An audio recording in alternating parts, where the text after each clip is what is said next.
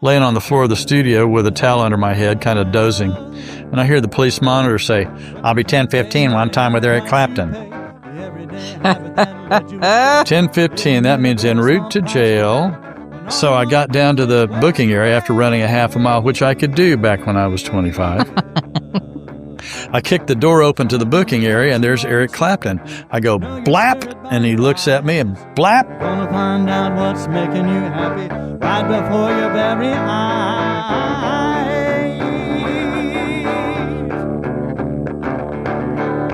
Cocaine Katie, you know your roadmap eyes can tell. But tell me that you bought your ticket.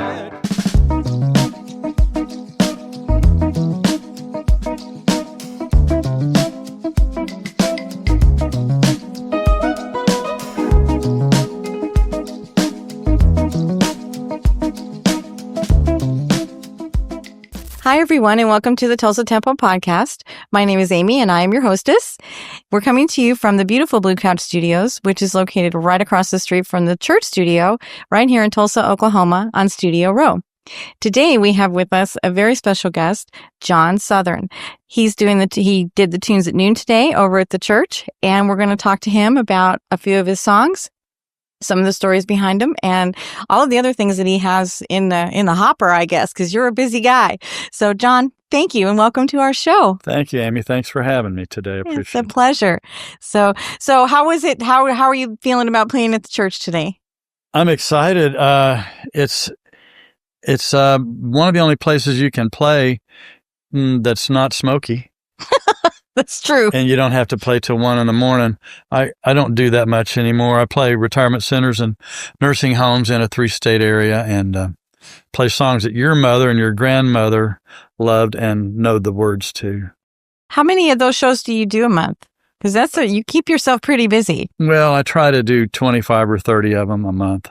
Wow. And so you're in, name some of the towns that you go to. I know you have a funny name for one of them in Arkansas. I call it the West Coast of Arkansas. But some of the more popular songs, I think the number one song of all time is "You Are My Sunshine." And people love the Tennessee Waltz. And you would not believe how many requests I get for Okie from Muskogee. I thought that would die 50 years ago, but people still ask for it.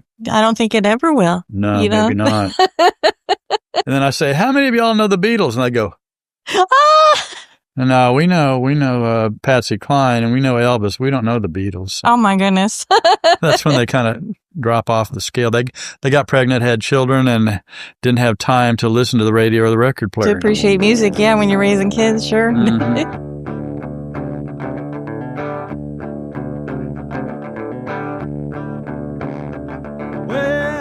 Cocaine Katie, you roll your dollar bill so well. You got me thinking that you're a pro, but I can't tell. But you can't pay money and the price you pay, the everyday habit that led you astray.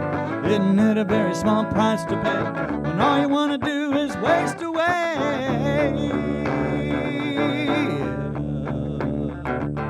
Someone's gonna catch you unsuspecting, know your spirit by your eyes.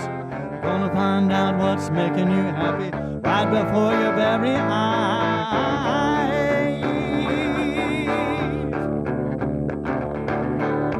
Cocaine Katie, you know your roadmap eyes can tell. But tell me that you bought your ticket, you got your ticket straight to hell. But you can't pay money and the price you pay, the everyday habit that led you astray. Isn't it a very small price to pay when all you want to do is waste away?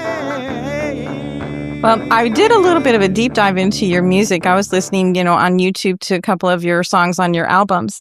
And when you say that you play songs that, my mom and my grandma would know, I'm listening to this and you reminded me so much. And I say this in the most complimentary way, of Ricky Nelson and Bill, I never get his name right. Bill Frisell. He's a guitar player. And as I'm listening to it, I was getting ready and I'm listening. I'm like, that sounds like, I really like that. I said, and it was so reminiscent of, I'm a really big fan of Ricky Nelson, loved him.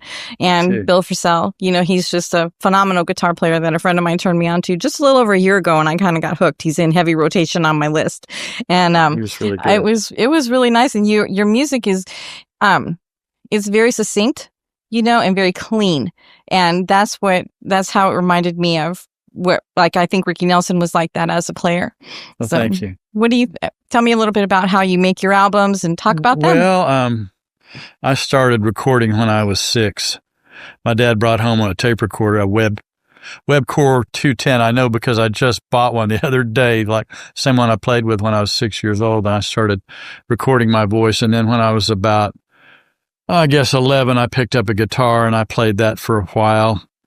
And then I started learning how to play the piano, and I started writing songs when I was 12. I'll do 1 or 2 of the songs today that I wrote when I was 12 years old. They're not awful. They're okay. But all of my songs are different. They're all like children with the same father and a different mother. If that makes any sense, the little bastards, sort of. They're all just, there's one, one will be country, one will be rock, one will be pop, one will be psychedelic. They just go all over the board. And when I start writing the songs, they start telling me what they want. And I've been multitracking since 1968. I got a tape recorder that would ping pong back and forth. So I'd play guitar and then I'd play bass and I'd play keyboard. And so it got this kind of uniform sound, like it's all you, John. It sounds like a demo. Yeah, it's because I play everything on it. But it's so hard to get musicians all together at one place at one time. Everybody's got such different skills. Well, I got soccer that day. It's just hard to get everybody together. So I just started playing and recording everything myself. And I did most everything myself on Equinox and a lot of the tracks myself on Departure. But I did have a few notable people on Departure. I had a guy named Glenn Godsey, a TU professor, came and played fiddle. Randy Crouch played steel guitar on it. I had Marilyn McCullough, who used to be Olda Fest. She sang on some backup tracks. And so I've had a lot of people that played with me. We captured Grady Nichols early on before he got too famous, and I had him play saxophone on one of my songs. Oh, how cool is that? Before he was Grady Nichols. Yeah, he's something. He's playing the big places now, big venues now. Yeah. I can't afford to get him anymore. Pretty good. Yeah, he's really good. Surely sinking, supper's getting cold. Sit here sadly thinking of promises you told.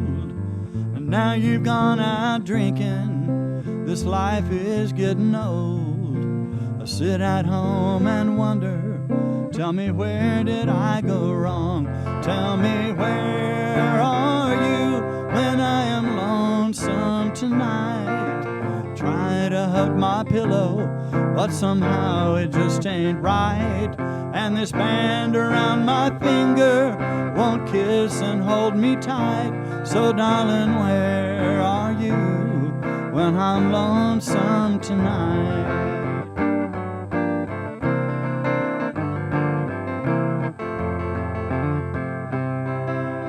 I guess that I should leave you.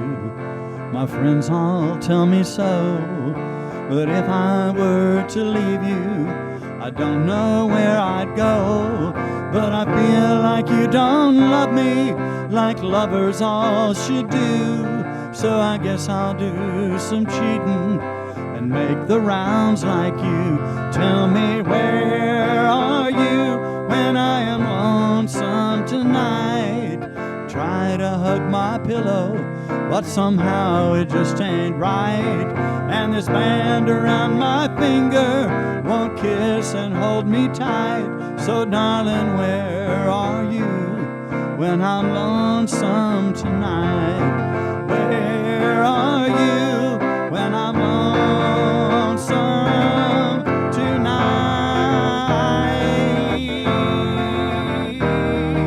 It's Randy Crouch. I mean, I just recently, my friend Beth Turner made a movie, the Randy Crouch movie, and The Survival of the Fittest. Yes, and what a great! I mean, she put her heart and soul into that. It was a great story. He was, he's a hard one to pin down. You can't catch him real quick. He was living in a teepee in Tahlequah. She got herself in there, and he did it. And last Sunday we were out in Stillwater, and I got a chance to visit with him a little bit more, and than I had before. And he's something. I mean, he's just. I got really emotional talking to him because he's so talented, but he's so kind and he's so humble, and just.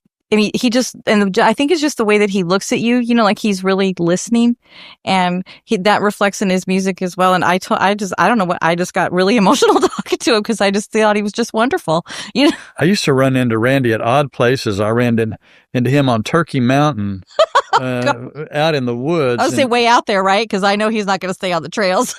Well, it was out. Yeah, I was out in the middle, and then a year or two later, I was up in Cripple Creek, Colorado, and I'm walking down the street, and there's Randy Crouch.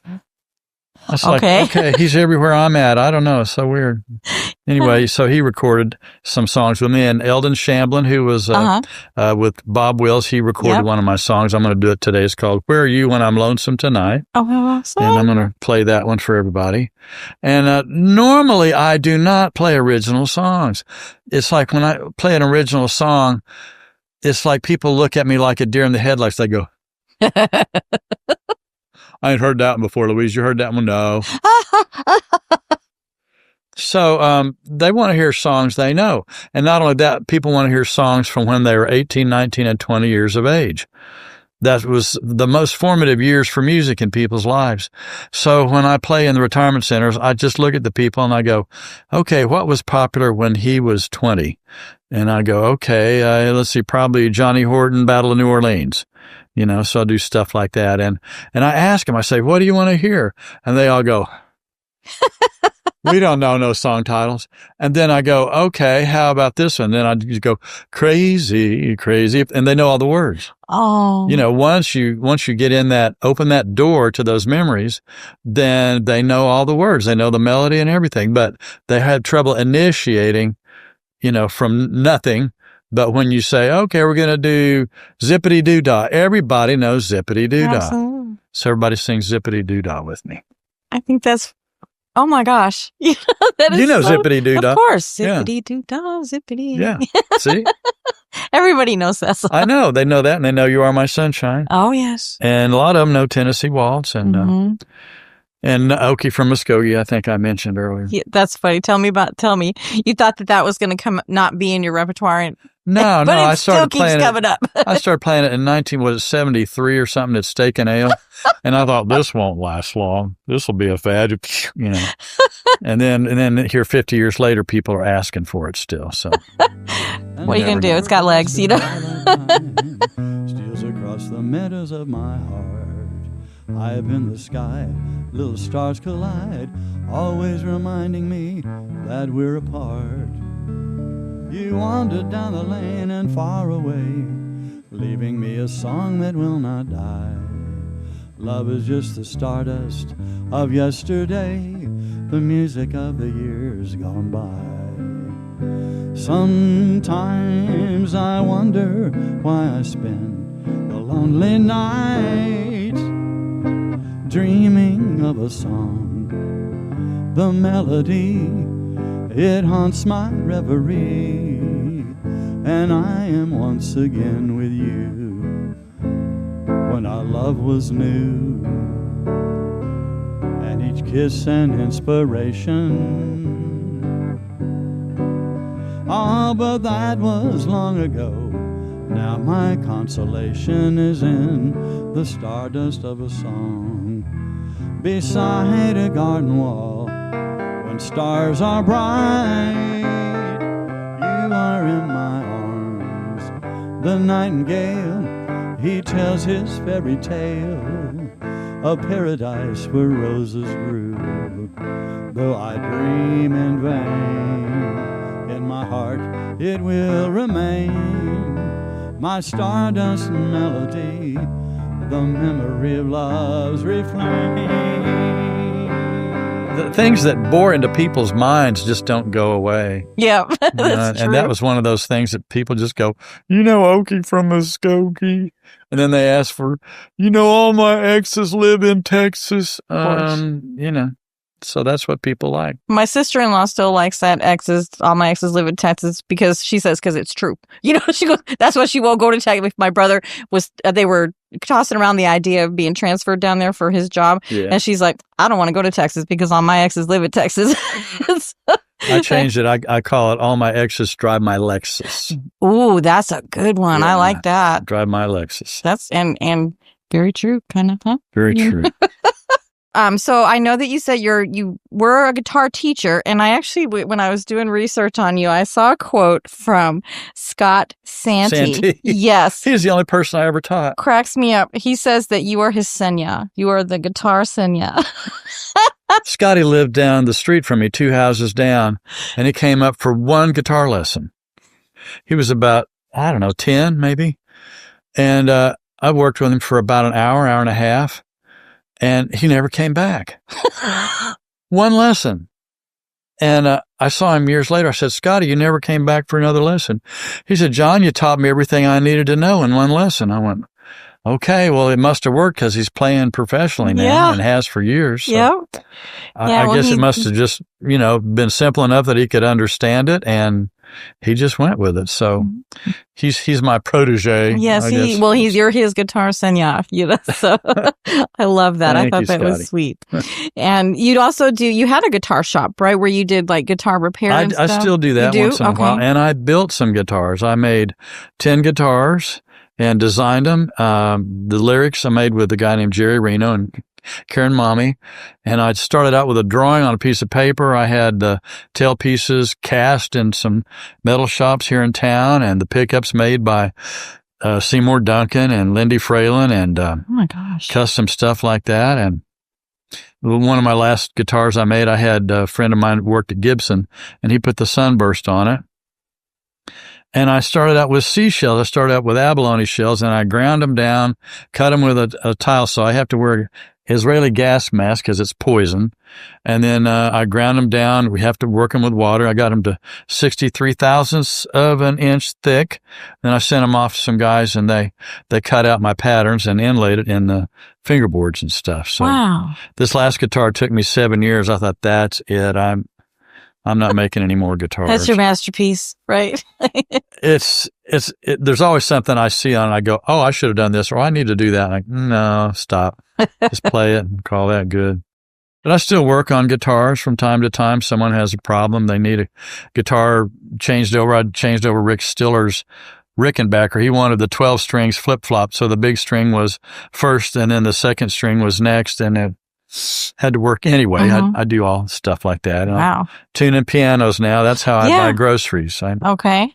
So if you need a piano tune, call me, and I'll be able to go to the Reesers. Okay. And you'll be able to go to buy the groceries at the Reesers if we need our piano. If I tune a really nice big piano, if I just get a regular tuning, it might be Warehouse Market. Okay.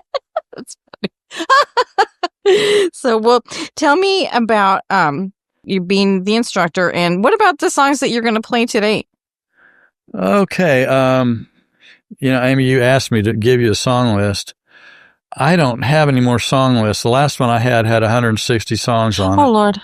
And I just go from memory, and I go by guess. But I'm going to do 2 songs from my first album, Equinox. I'm going to do the Rose song, which is the most stolen copyrighted song that I have. And the other song is going to be The Isle of You, which I wrote when I was 17. And that's from my album. I went to L.A. and tried to get a record deal, went to Nashville, tried to get a record deal. And I remembered that song, Tulsa Time. I can relate to that. I went to Dick Clark Studios, and I had my reel-to-reel tape with me. I thought, this is it. I walked in the door. They didn't lock me out. And the reception was there. It says, hey, I'm John Southern. I'm from Tulsa, Oklahoma. I got all my original songs on this tape here. I'd like to talk to Dick Clark. She looked at me over the top of her glasses and said, go home. Oh. He's not going to help you. There's 100,000 people a year that come to L.A. to be famous. Go home. Oh. So welcome to LA. Yeah.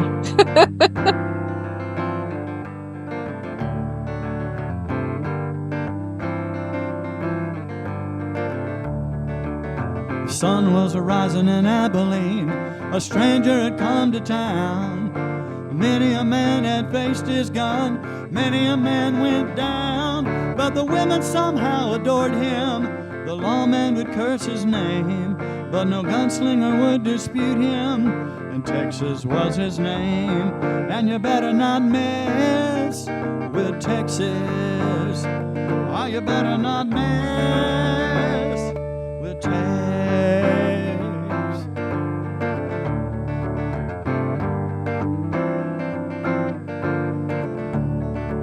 Then came the day in the old saloon, a dispute on a poker hand. A gunslinger called his bluff that day. Texas did take his stand, and a shot rang out from the balcony. Texas, he fell face down. He lay there and died in a pool of blood, but the killer was never found. And you better not mess with Texas. Oh, you better not mess with Texas. So I came home and I recorded all my songs, and I made an album. I got a loan from the credit union and bought a 4-track tape recorder and did multitrack, and then paid for the pressing and went down to Dallas and had A&R Records press my albums. And then I had to make a deal with the record store, Sound Warehouse, and other places like that. Sell them for $5 and then give me $3 after you sell them. And so I'll be going to the stores, like every week. Well, did you sell any albums? Yeah, we sold 2. Well, here's your $6. Okay, this is great music business. I love it. Yeah. So I even went door to door trying to sell my first album, Equinox. $5, and people say, "Oh, our turntable's broke." So I learned my lesson. But there's still a compulsion to write music. It's kind of like when you have this persistent vision, you have to encapsulate it and get it out of your psyche, or it won't leave you alone. And Ralph Blaine told me one time, he says, if you got anything good, a song that's good, you don't have to write it down. It'll just haunt you until you write it down. So that's kind of true. You just have and creative people like me and like Teresa Knox, we have these visions and we just plod along until they're reality. And not many people have visions. And if they do, they don't work on them until they come to fruition. But I have the ability to have ideas, and then I have the persistence to stay with them until I can hold them in my hand and say, okay, I'm done. Like Teresa, she's started with Tulsa Community College, and now she's got Clary Sage, and then she's got Church Studio and Harwell, and she has the gift of seeing into the future and knowing how to approach it. She always has a feather in her cap, and she's a lovely human, and I think she's brilliant, and I just can't say enough good things about her. She's just I'm very happy that she's in my life, because she's just top drawer. I just love her. Yeah, I do too. She makes things happen. Yeah, she does. She is a go-getter, and I say she always has a feather in her cap. I've been saying that ever since I met her, because it seems like I don't know to you, but it doesn't seem like every time she comes up, like you bring up her name or, you in conversation, she's always up to something. She's always got something, in the blender. Yeah. And first it was the Church Studio. Now she's developing this side of the street. Yeah. She just, I don't know how she sleeps at night. I don't either. And she looks lovely all the time. She's beautiful. She never looks tired. No. She just goes. I met her photographing her swimming pool. Really? I was videotaping pools for Baker Pools, and I had an appointment to videotape her pool in her backyard. That's how I met her the first time. It's been 20 years ago. Oh my gosh. And developed a friendship, and here you are today at the Church Studio. That's pretty cool. Yeah. That is really cool. So, well, do you have any social media that you want to plug, or any upcoming gigs that we can go check you out at? Or across the street at noon in about 20 minutes. I don't invite people to, hey, come hear me at the venue shrine. I'll be there Saturday night. Hey, come on down. I'm playing the nursing home there in Mugshot, Oklahoma, and y'all come on down. West Coast Arkansas. You're right. West Coast Arkansas. People are there. You play a club in Tulsa, and Mr. Blue's dad will tell you this. They say, well, you have a following? And I go, don't you have any business? Oh, that's a good comeback. I like that. They say, oh, he's smart ass. We don't hire him. Because they expect you to bring the people to pay for your salary for your musical performance. I got lucky. I played at Burnco Barbecue for 3 years. And Adam has a clientele. You open the doors and there's hungry people. And so I didn't have to bring anybody. He has, a clientele. So that worked out well. And great barbecue. God, and I good love barbecue. That place. Ooh, I love that place. Probably a little too much, Yeah, that's good.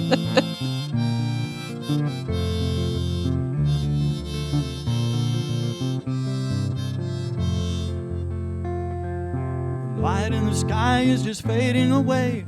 Campfire's beginning to die. Calves they're bawling way off in the herd. First star is out in the sky. The ghost of a girl with the sun in her eyes followed me over the range. Whippoorwill singing his old lonesome song. Night breeze is cold on my face.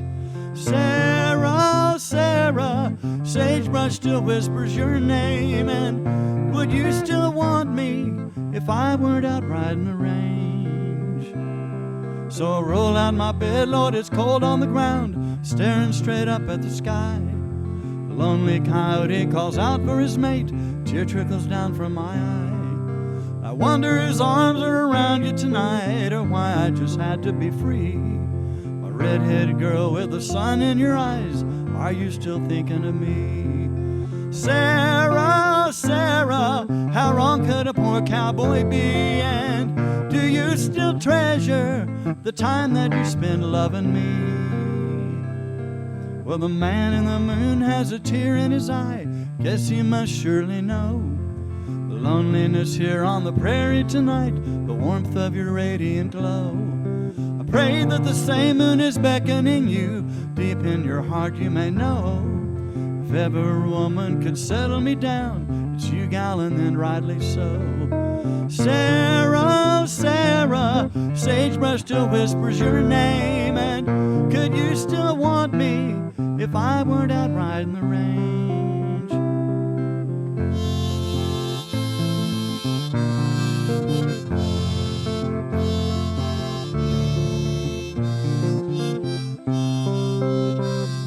Now John has many talents. So now he's going to tell us a little bit about the photography work that he does. Okay. Thank you, Amy. Thank you for leading me into that.